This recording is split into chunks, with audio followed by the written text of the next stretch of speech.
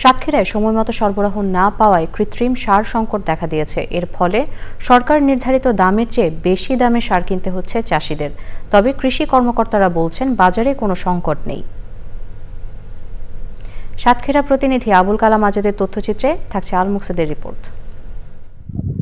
মাছ চাষের কারণে সাতক্ষীরায় সারের চাহিদা বেশি।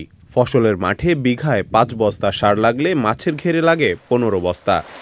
কৃষি বিভাগ বলছে সেপ্টেম্বর, অক্টোবর ও নভেম্বরে জেলায় সারের চাহিদা ছিল ২৬,৯৭১ মেট্রিক টন, আর পাওয়া গেছে ১১,৩৭১ মেট্রিক টন। এই সুযোগে কৃত্রিম সংকট তৈরি করে দাম বাড়িয়ে দিয়েছে অসাধু ব্যবসায়ীরা।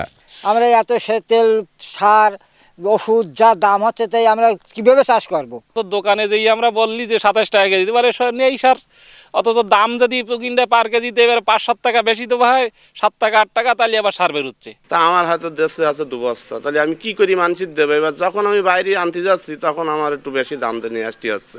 এই বেশি দাম দিতে গেলে আমার ধরেন কমে তো বেচা যাচ্ছে না। গত বছরের চেয়ে এ বছর কিছু কিছু সারের বস্তা প্রতি ৩০০ থেকে ৪০০ টাকার পার্থক্য রয়েছে।